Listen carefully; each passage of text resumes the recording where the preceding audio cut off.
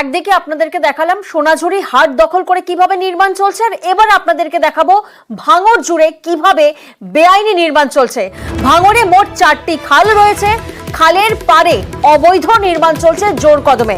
দেখুন সেই ছবি, ভাঙড়ের ছবি এই মুহূর্তে আপনাদেরকে দেখাচ্ছে, যেখানে একটি দুটি নয় 4টি খাল রয়েছে, আর সেই খালের ধারেই কিভাবে চলছে বেআইনি নির্মাণ। অর্থাৎ একেবারে বেআইনি নির্মাণের রমরমা বাড়ছে ভাঙড়ে, বলা যেতেই পারে।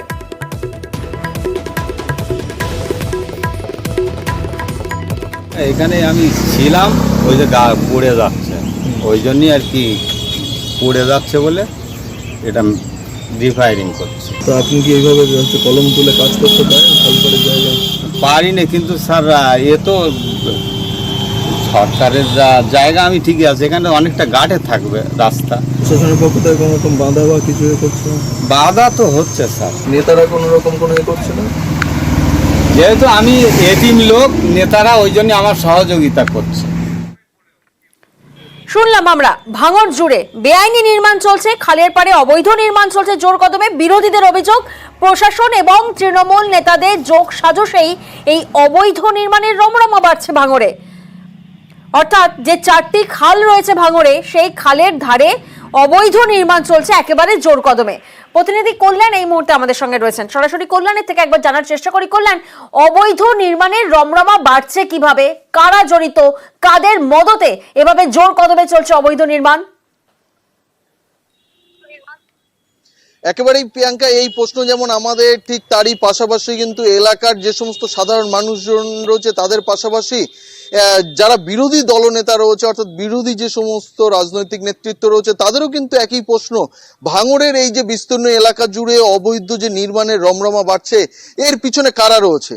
বিরোধীদের পক্ষ থেকে দাবি করা হচ্ছে যে এর পিছনে প্রশাসনের একটা অংশ রয়েছে, তারই পাশাপাশি তৃণমূলের এক শ্রেণীর মানুষজন, তাদের মদতেই কিন্তু ভাঙড়ের এই যে বিস্তীর্ণ এলাকা জুড়ে যে 4টি খাল রয়েছে, সেই খালের পার বরাবর যে হচ্ছে একাধিক ইমারতি যে বিল্ডিং তৈরি হচ্ছে, তার পিছনে কিন্তু প্রশাসন এবং তৃণমূল নেতাদের মদত না থাকলে কোনোভাবেই কিন্তু এই বিল্ডিং তোলা সম্ভব নয়। বিরোধীদের এই যে অভিযোগ, সেই অভিযোগ কিন্তু কার্যত খারিজ করে দিয়েছে তৃণমূল নেতা তথা ক্যানিং পূর্বের বিধায়ক শওকত মোল্লা। তিনি পরিষ্কারভাবে জানান যে একধার থেকে কিন্তু এই সরকারি বিল্ডিং ভাঙার কাজ শুরু হচ্ছে, তবে দ্রুত ভাঙড় এলাকায় যে সমস্ত অবৈধ যে বিল্ডিং তৈরি হচ্ছে তা কিন্তু ভাঙার কাজ দ্রুত শুরু হবে বলে জানিয়েছেন। এই অবৈধ নির্মাণ নিয়েই চলছে রাজনৈতিক তরজা, প্রশাসন এবং তৃণমূলের এক শ্রেণীর মদতেই হচ্ছে এই অবৈধ নির্মাণ।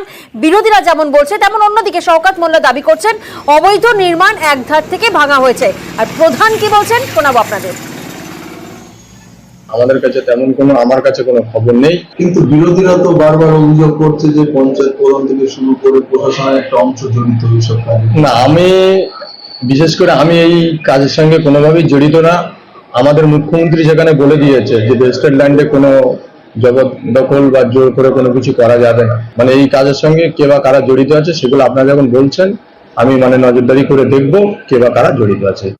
91 রুট বরাবর, বাসন্তী রুট বরাবর, খালের ধার, নয়নজুলি, এই সমস্ত কিছু বুঝিয়ে নির্মাণ হচ্ছে। রাজনৈতিক দল, তৃণমূল, কংগ্রেস, প্রশাসন সব মিলেমিশে এরা করছে। এই নির্মাণটা অবিলম্বে বন্ধ করতে হবে এবং তার জন্য প্রশাসনকে ব্যবস্থা নিতে হবে। ভাঙড়ের ক্ষেত্রে যেটা ঘটছে, বামনঘাটা থেকে ঘটপুকুর পর্যন্ত যে অবৈধ সরকারি একদম দুধারে জমির উপর রাস্তাটাকে ছোট করে দেওয়ার জন্য এবং অবৈধ নির্মাণ যারা করছে, এটাকে তীব্র প্রতিবাদ জানাই এবং এটা ইমিডিয়েটলি বন্ধ হওয়া উচিত এবং এটাকে মাননীয় মুখ্যমন্ত্রীর কান পর্যন্ত আমাদের পৌঁছে দেওয়া উচিত। এবং এই যে অবৈধ নির্মাণ, এটাকে না ভাঙলে এবং বন্ধ না করলে, এবং এতে প্রশাসনের মদত ছাড়া তো হতে পারে না। বেআইনি নির্মাণ সরকার এখানে কোনো কম্প্রোমাইজ করবে না, আমি যতটুকু জানি। শুরু হয়েছে একদিক থেকে এই বেআইনি নির্মাণ কাঠামোগুলো ভেঙে দেওয়া, এটা সরকার সব দিকে নজর রেখেছেন, আশা করি সেটাও হবে। এক্ষেত্রে কোনো কম্প্রোমাইজ নেই। সরকারি জমি দখলের ছবি তো আপনাদেরকে দেখিয়েছি, তবে এবার আপনাদের দেখাবো ঐতিহাসিক বাঁধ কিভাবে দখল হয়ে যাচ্ছে। মল্ল রাজাদের ঐতিহাসিক বাঁধ, যা দখল হয়ে যাবার অভিযোগ সামনে উঠে আসছে। বাঁধ দখল করে চলছে কংক্রিটের বাড়ি নির্মাণ। দেখুন সেই ছবি, বাঁধের কোথাও হয়েছে চাষের জমি, তো কোথাও আবার কংক্রিটের নির্মাণ শুরু হয়ে গেছে। কিন্তু কিভাবে সম্ভব হলো ঐতিহাসিক এই জায়গায় এভাবে কংক্রিটের নির্মাণ করা? প্রতিনিধি দেবব্রত এই মুহূর্তে আমাদের সঙ্গে রয়েছেন, সরাসরি দেবব্রত থেকে একবার জানার চেষ্টা করি। দেবব্রত, ঐতিহাসিক জায়গা বিষ্ণুপুর, মল্ল রাজাদের জায়গা বিষ্ণুপুর, সেই ঐতিহাসিক জায়গায় কার এত বড় সাহস বা এতটা দুঃসাহস পেল কোথা থেকে যারা এই কাজের সঙ্গে জড়িত? একেবারে প্রিয়াঙ্কা, দেখো ঐতিহ্যবাহী এই মল্লগড়, যেখানে মল্ল রাজারা এলাকার জল সমস্যার জন্য এবং সেচ কাজের জন্য পরপর 7টি বিশাল আকৃতির বাঁধ নির্মাণ করেছিল, অর্থাৎ জলাশয়। দিনের পর দিন মল্ল রাজাদের রাজত্ব হারিয়েছে, তারপর থেকেই কিন্তু অসাধু ব্যক্তিরা এই বাঁধের ওপরে নজর দিয়েছে। কোথাও বাড়ি তৈরি হয়েছে, কোথাও চাষের জমি, কোথাও ডাঙায় পরিণত হয়েছে। সব মিলিয়ে কিন্তু এই যে বাঁধগুলি রয়েছে সেই বাঁধগুলির আয়তন অর্ধেকে পরিণত হয়েছে। যে আয়তন ছিল সেই আয়তনে অর্ধেকে পরিণত হয়েছে, এমনটাই স্থানীয়রা জানাচ্ছেন। কোথাও প্রমোটারের দাপটে এই জমি দখল হয়েছে, কোথাও পলি পরে ভরাট হয়েছে, কোথাও নিজের ব্যক্তিগতভাবে দখল করেছেন, কেউ আবার চাষ করার জন্য এই জমি দখল করে চাষ করছেন। এভাবে কিন্তু সংস্কারের অভাবেই এই ধরনের অবস্থায় পরিণত হয়েছে। বাঁধটা ওই দলে ফলে ভর্তি হয়ে গেছে, কোনো উপায় নেই। সব লোকে চান ফান করতে সব দিকে অসুবিধা হচ্ছে, জল খেতে অসুবিধা হচ্ছে। বাড়ির জায়গাটা বুঝেছে ফিশারি, এলাকায় উপকার সব দিকে হতো, ফসল হতো, চাষ হতো। বাংলা গুলো বাঁধটা বুঝিয়ে দিলে তার কোনো তো জানাই না। হ্যাঁ, আর চাচ্ছি যে বাঁধটা পরিষ্কার হোক, সমস্যা মানে ভালোই হোক। হ্যাঁ, বড় বড় বাঁধ ছিল, এখন এই জল ফলে এগুলো কিছু থাকে না। কি ভরাট হয়ে গেছে? হ্যাঁ, এই তো ভিটে ভিটে তার জমিতে করে নিত। আর যদি সরকার যদি গুরুত্ব দিত তাহলে এই ধান লাগাতো না, ভিটাতে হইতে।